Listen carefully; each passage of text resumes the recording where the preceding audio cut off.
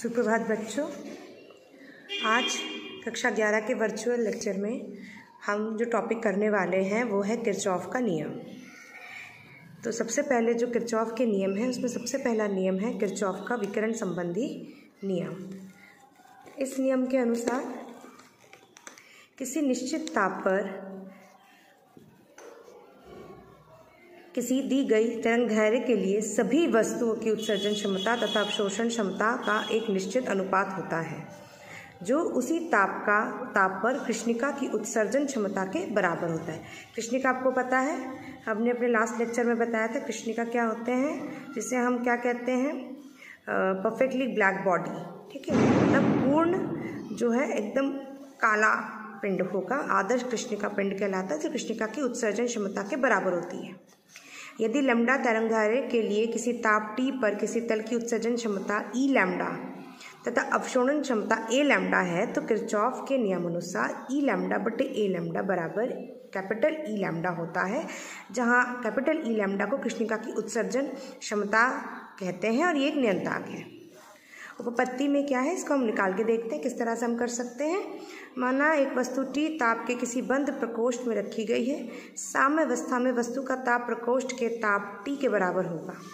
माना लैम्डा तरंगदैर्घ्य पर वस्तु के पृष्ठ की उत्सर्जन क्षमता तथा अवशोषण क्षमता क्रमशः क्या क्या मान लेते हैं, E लैम्डा तथा A लैम्डा, इन्हीं उससे इसको दिखाया जाता है। ठीक है, तो अगर मैं इसको इंग्लिश में आपको मैटर बोलना चाहूँ तो इसमें क्या होगा कि एक जो है एक ऑब्जेक्ट है वो टेम्परेचर T पर रखा है और वो क्लोज्ड जो है एक बॉडी के अंदर है। ठीक है, बैलेंस्ड कंडीशन में इक्विलिब्रियम में जो आपका जिसके अंदर में रखा है उसका ताप T के बराबर है।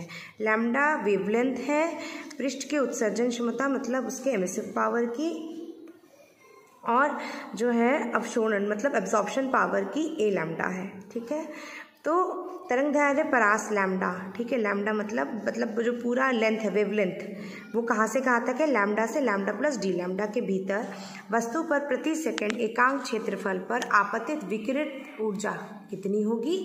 हमने अगर डेल्टा क्यू माना तो तल द्वारा वस्तु के एकांक क्षेत्रफल द्वारा प्रति सेकंड अवशोषित विकिरण ऊर्जा मतलब कि उसका जो सरफेस है उसने पर यूनिट एरिया में पर सेकंड कितना एब्जॉर्प्शन हुआ है वो अगर मैं निकालना चाहूँ तो वो होगा A lambda dot into delta Q.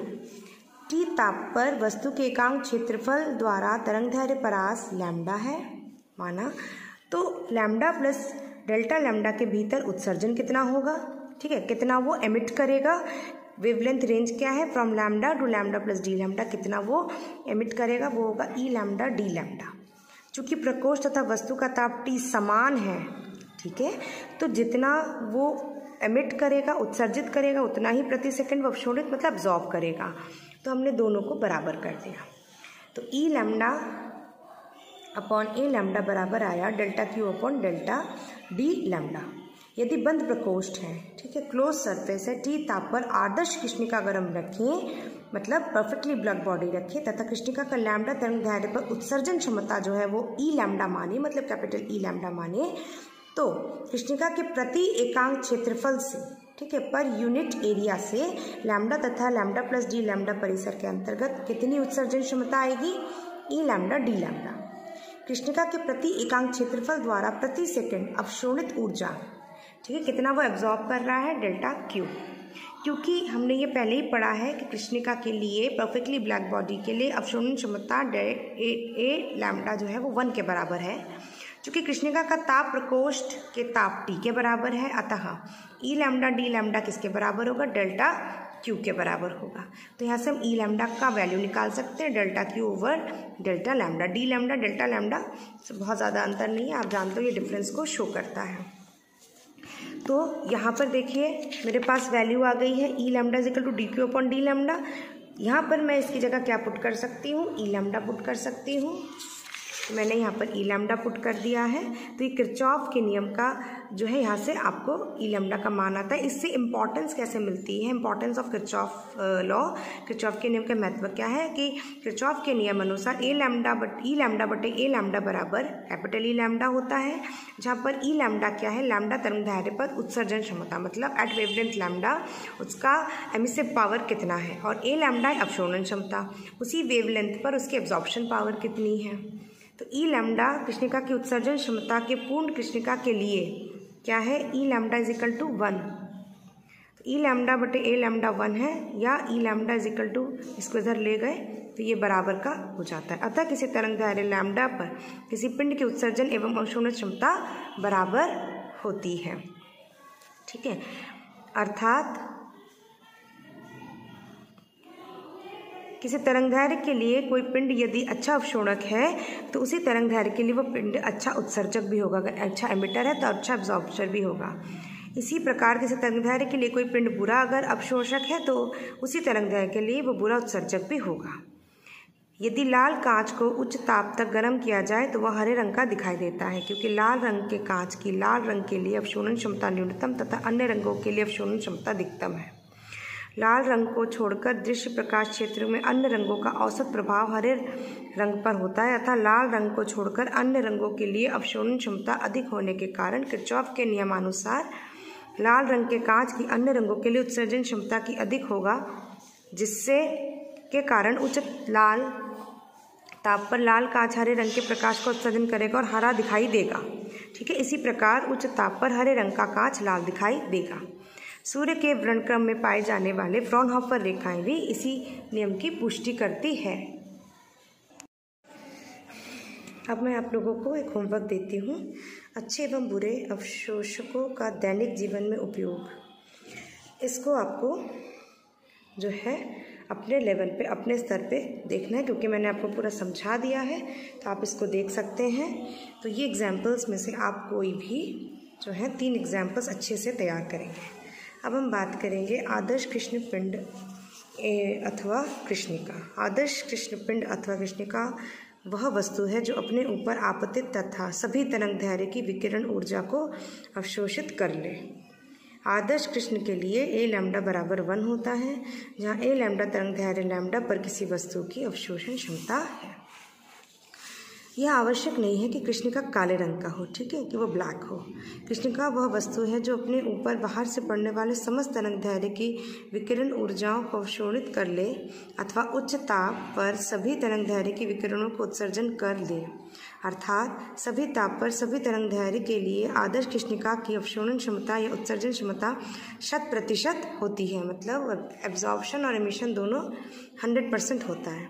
इस प्रकार सूर्य एवं ऊष्मारोधी एक बंद भट्टी भी कृष्णिका ही है।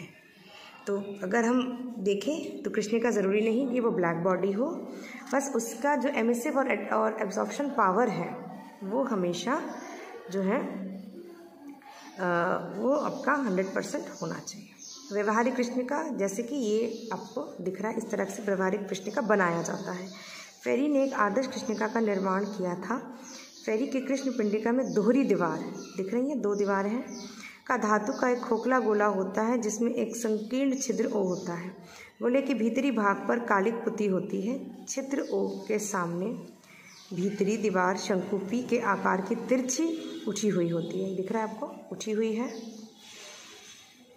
जब कोई विकिरण छिद्र ओ में प्रवेश करता है तो उस विकिरण का भीतर की दीवार पर बार बार परावर्तन होता है, जिसके कारण वह विकिरण पूर्णतः अवशोषित हो जाता है। इस प्रकार छिद्र ओ से गुजरने वाले संपूर्ण विकिरण पूर्णतः अवशोषित हो जाते हैं। यदि इस गोले को एक समान रूप से एक निश्चित ताप तक गर्म किया जाए तो छिद्र से निकलने वाली विकिरण आदर्श कृष्णिका का विकिरण होगा। इसी तरह अगर हम कृष्ण पिंड संबंधी स्टीफन का नियम देखें तो वो क्या बताता है। 1879 में स्टीफन ने कृष्णिका के विकिरण संबंधी एक नियम दिया, जिसके अनुसार किसी कृष्णिका के एकांक पृष्ठीय क्षेत्रफल से प्रति सेकंड उत्सर्जन होने वाले विकिरण ऊर्जा कृष्णिका के परम ताप के चतुर्थ घात के समानुपाती है। मतलब कि स्टीफन ने ब्लैक बॉडी रेडिएशन पे जो नियम दिया उसके अनुसार कि अगर एक यूनिट एरिया में प्रति सेकंड जो है आपकी एनर्जी जो है वो एमिट हो रही है तो वो जो है वो उसके टेम्परेचर के मैक्सिमम टेम्परेचर के 4th पावर के समानुपाती मतलब प्रोपोर्शनल होती है। तो यही बोल्ट्जमैन ने इसी सैद्धांतिक प्रमाण देकर सिद्ध किया कि स्टीफन का नियम केवल आदर्श कृष्णिका पिंड पर लागू होगा। अतः इस नियम को स्टीफन बोल्ट्जमैन दोनों के लिए कहा गया। यदि कृष्णिका पिंड का परम ताप T है तो स्टीफन के नियम T है तो नियमानुसार कृष्णिका के एकांत पृष्ठीय क्षेत्रफल के प्रति सेकंड उत्सर्जन विकिरण ऊर्जा कितनी होगी? E प्रोपोर्शनल टू T की पावर 4। तो E बराबर सिग्मा T की पावर 4। सिग्मा एक नियंतांक है, इसे स्टीफन का नियम कहते हैं। कृष्णिका के A पृष्ठीय क्षेत्रफल से T सेकंड से उत्सर्जन विकिरण ऊर्जा फिर कितनी होगी? फॉर्मूले के अनुसार E equal to A sigma T to the power 4 into small t। Sigma क्या है? स्टीफन का नियंतांक। A क्या है? क्षेत्रफल एरिया। T क्या है? Absolute temperature. ठीक है, और समय T सेकेंड्स में है, मतलब समय को दर्शाता है। स्टीफन नियंतांक सिग्मा की इकाई जूल प्रति मीटर स्क्वायर सेकेंड केल्विन की पावर 4 या वाट प्रति मीटर स्क्वायर केल्विन की पावर 4 है। उत्सर्जन E वाली वस्तु से T सेकेंड में उत्सर्जन ऊर्जा कितनी होगी? E बराबर small e sigma A T to the power 4 into small t होता है। स्टीफन के नियम के से न्यूटन के शीतलता नियम का भी व्याख्यान हो जाता है। न्यूटन के शीतलता नियम के अनुसार किसी तप्त पिंड की शीतलता की दर या ऊष्मा हानि की दर उस पिंड तथा उसके आसपास के तापांतर के सीधे समानुपाती होता है। माना किसी तप्त पिंड पर का परम ताप T तथा बाहर वातावरण का ताप T है, वस्तु की उत्सर्जन क्षमता E है, तो स्टीफन के नियमानुसार तप्त पिंड के एकांक पृष्ठीय क्षेत्रफल से प्रति सेकंड उत्सर्जन कितनी होगी? E sigma delta T to the power 4 तथा बाहर वातावरण से पिंड के एकांक पृष्ठीय क्षेत्रफल द्वारा प्रति सेकंड अवशोषित ऊर्जा कितनी होगी? E sigma T to the power 4। ठीक है, एक T डैश है, ठीक है, क्योंकि एक में अवशोषित दूसरे में उत्सर्जन, हम टेम्परेचर अलग अलग ले रहे हैं। इस प्रकार वस्तु द्वारा ऊष्मा हानि की कुल दर कितनी होगी? E बराबर E sigma T to the power 4 minus T to the power dash T dash की पावर 4। माना कि वस्तु का ताप T वातावरण के ताप T डैश से थोड़ा सा अधिक है, तो T माइनस T डैश को मैंने तापांतर माना डेल्टा T, मतलब टेम्परेचर डिफरेंस डेल्टा T। तो T कितना होगा? अगर मैं इसको इस तरह लेके जाऊँगी, प्लस का साइन बन जाएगा, T dash plus delta T। इसी समीकरण का मान अगर हम यहाँ रख दें तो इस तरह से आएगा। अब मैंने आपको बाइनोमियल थ्योरम समझाया था, मैंने इसमें से क्या करा, T डैश की पावर 4 को कॉमन ले लिया, तो ये नीचे आ गया, ये पूरी इक्वेशन बन गई। इसको मैंने सॉल्व करने बताया था कि 1 plus x to the power अगर n है, वो 1 plus n x plus n into n minus 1 upon 2 इसी सीरीज़ में चलता है।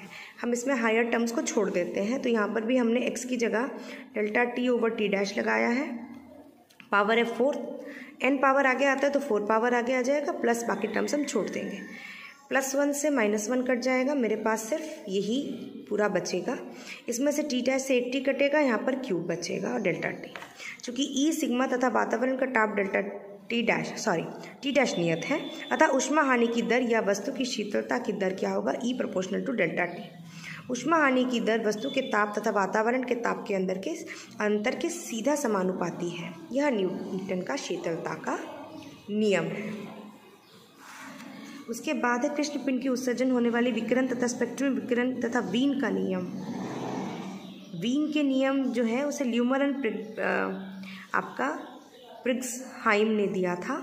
इसके अनुसार कृष्ण जो है, इसमें क्या है, कृष्ण का O द्वारा आने वाली विकिरण अवतल दर्पण M के द्वारा एक स्टील S पर डाला जाए, स्लिट मतलब एक छोटा सा ऐसे जहाँ से कि लाइट गुजर सके डाला जाए या एनर्जी। तो स्लिट S अवतल दर्पण M2 के फोकस तल में है। S से निकलने वाले विकिरण दर्पण M2 से परावर्तित होकर समांतर किरण पुंज के रूप में प्रिज्म P पर पड़ता है। P से अपवर्तन के पश्चात यह किरण पुंज दर्पण M3 पर गिरता है, जो इससे अपने फोकस तल में रखे ताप वैद्युत पुंज B पर फोकस करता है। ठीक है, मतलब ये इस तरह से है, यहाँ से सोर्स से निकला, टकराया, इस लेवल पर आया, टकरा के फिर यहाँ प्रिज्म से निकला, 7 वर्णों में टूटा और यहाँ पर फिर फोकस हुआ। तो दर्पण M3 को ऊर्ध्वाधर अक्ष के परिध घुमाकर विभिन्न तरंगदैर्ध्यों की विकिरणीय ऊर्जा एक के पश्चात एक करके ताप वैद्युत पुंज पर गिरता है। प्रत्येक तरंगदैर्घ्य के लिए ताप वैद्युत पुंज के परिपथ से जुड़े धारावाही मापी का विक्षेप को हम पढ़ते हैं। ठीक है, क्योंकि यहाँ पर जैसे जैसे पड़ेगा, क्योंकि ये प्रिज्म से 7 रंगों में विभाजित हो चुका है, तो हर एक का हम यहाँ पर रीड करेंगे तो उसका विकिरण ऊर्जाओं का माप देगा। तरंगदैर्घ्य लैम्डा तथा उससे संगत ई के बीच में अगर हम ग्राफ खींचेंगे तो हमें इस तरह का आपको ग्राफ प्राप्त होता है। तो इससे हम क्या क्या जो है निष्कर्ष कंक्लूजन्स निकाल सकते हैं कि दिए हुए ताप T पर तरंगदैर्घ्य लैम्डा बढ़ने पर ई लैम्डा का मान भी बढ़ रहा है तथा एक निश्चित तरंगदैर्घ्य लैम्डा पर ई लैम्डा का अधिकतम मान प्राप्त होता है। तरंगदैर्घ्य के मान लैम्डा m से अधिक होने पर ई लैम्डा का मान घटने लगता है। इससे निष्कर्ष निकलता है कि किसी दिए हुए ताप T पर एक विशेष तरंगदैर्घ्य लैम्डा m पर उत्सर्जित ऊर्जा ई लैम्डा अधिकतम है, अर्थात अधिकांश उत्सर्जित ऊर्जा ई लैम्डा के आसपास की होती है। आप यहाँ देख पा रहे हैं कृष्णिका का ताप T बढ़ने पर वितरण वक्र का शिखर पीक छोटे तरंगदैर्घ्य की ओर इस प्रकार से खिसकता है कि लैम्डा m इंटू T क्या है, b एक नियतांक आता है। ठीक है, इस वीन की विस्थापना का नियम मतलब वीन डिस्प्लेसमेंट लॉ कहते हैं। ठीक है, तो lambda m proportional to 1/T होता है, अर्थात साधारण ताप तक गर्म करने पर बड़ी तरंगदैर्घ्य वाली विकिरण तरंग तथा उच्च ताप पर छोटी तरंगदैर्घ्य वाली तरंगदैर्घ्य की अधिकाधिक तरंगें प्राप्त हमें होती है। जो है ये वक्र से स्पष्ट है कि जैसे जैसे कृष्णिका का ताप बढ़ता है विकिरण वक्र द्वारा घेरे गए क्षेत्रफल का मान भी बढ़ता है। विकिरण वक्र का क्षेत्रफल दिए गए ताप पर कृष्णिका द्वारा उत्सर्जित कुल विकिरण ऊर्जा को व्यक्त करता है, जो कृष्णिका के परम ताप T के चतुर्थ घात मतलब पावर 4 के प्रोपोर्शनल है। यही स्टीफन काप का नियम है। इसके आधार पर ही ग्रीन हाउस इफेक्ट को समझाया जाता है। इसको आप अच्छे से समझिए, इस पर हम डिटेल डिस्कशन एक बार करेंगे। इसको अच्छे से पढ़िएगा। और फिर हमारा बचता है आपका न्यूटन का शीतलता नियम। इस न्यूटन के शीतलता के नियम अनुसार क्या है, माना पिंड का ताप T तथा वातावरण का ताप T0 है। डेल्टा T सेकेंड में तृप्त पिंड से ऊष्मा की हानि dq हो रही है, तो ये आपकी dq/dt क्या है, ऊष्मा की हानि की दर मतलब rate of loss of heat. तो वस्तु तथा वातावरण के बीच तापांतर T - T0 है। तो न्यूटन के शीतलता नियम के अनुसार माइनस dq/dt प्रोपोर्शनल है T - T0 का। प्रोपोर्शनल हटेगा, एक के कांस्टेंट या नियतांक लगेगा। माना पिंड का ताप डेल्टा T सेकेंड में डेल्टा T गिर जाता है। ठीक है, ये समय है और ये ताप है। तो डेल्टा T सेकेंड में पिंड से ऊष्मा की हानि कितनी होगी, dq = ms डेल्टा T। ये हानि है, यहाँ ये इसको दर दिया है, इसकी हम जो है यहाँ से हम dq/dt का मान निकालेंगे। ms जो है dt/dt मतलब चेंज इन टेम्परेचर है। ठीक है, इसका जो है ms dt ये किसके बराबर होगा, इसके वैल्यू के बराबर हो जाएगा, क्योंकि dq/dt की जगह हमने ms रख दिया है। ms की जगह dq/dt की जगह हमने ms रखा है। तो यहाँ से हम dt को यहीं छोड़ेंगे, t को नीचे ले जाएंगे और ये k है, ये स्मॉल t को ले जाएंगे इधर और ms को नीचे ले जाएंगे। ये पूरा का पूरा एक नियतांक है, तो मैं इसको c मान लूँगी। तो मैं इस पूरे इक्वेशन में यहाँ इसको c से रिप्लेस करूँगी। अब इसका इंटीग्रेशन करना है। 1/x का अगर हम इंटीग्रेशन करते हैं तो ये log x होता है।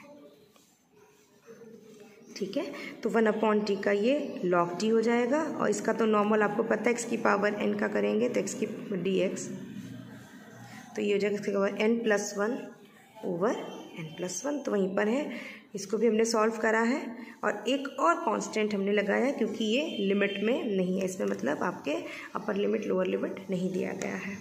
तो इस तरह से इसकी इक्वेशन आती है।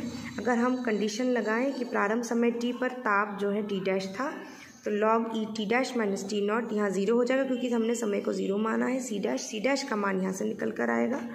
इसकी वैल्यू को हम यहाँ पुटअप करेंगे, तो हमने यहाँ पर c की जगह क्या c' की जगह क्या पुट कर दिया, log t' - T0। अब इसको इधर ले आए, माइनस का साइन लगा, ये -ct के बराबर हो गया है। तो ये log जो है ये और इसको नीचे ले गए हैं, ये -ct के बराबर हो जाएगा। जब log हटता है कहीं से तो एक्सपोनेंशियल ये जो पावर है इसकी पावर इसकी घात चढ़ती है, तो ये सारा का सारा क्या चढ़ेगा, यहाँ से मैंने लॉग हटाया तो ये क्या हो जाएगा, ये हो जाएगा e की power t minus T not over T dash minus T not. ये किसके बराबर होगा आपका, सॉरी लॉग से नहीं हटेगा, जो ये है ये तो लॉग का नॉर्मल हो जाएगा, और ये जो है जिस पे लॉग नहीं है ये पावर चढ़ जाएगा, तो e की पावर माइनस सी टी, इस तरह से ये चढ़ जाएगा। अब इसको आप सॉल्व करेंगे तो ये आपका आंसर आएगा। ठीक है, इसको इधर लेके चले गए हैं, तो T dash minus T not e की पावर माइनस सी टी ये आया है। ठीक है, इसको आप प्रयोग के द्वारा भी कर सकते हैं। ठीक है, इसको आप एक्सपेरिमेंटली भी कर सकते हैं, और ये मैं आपको होमवर्क देती हूँ कि आप इसे एक्सपेरिमेंटली करके देखें, और इसको कोई समस्या हो तो आप मुझसे ज़रूर पूछें। तो इसी के साथ ही पार्ट भी ख़त्म होता है, और आप लोग इसको ध्यान से पढ़िएगा, इसका रिलेटेड असाइनमेंट भी दिया जाएगा। अगर आपको कोई भी प्रॉब्लम है तो आप मुझे फ़ोन करके या आप मुझसे किसी भी उस पर आके पूछ सकते हैं। धन्यवाद।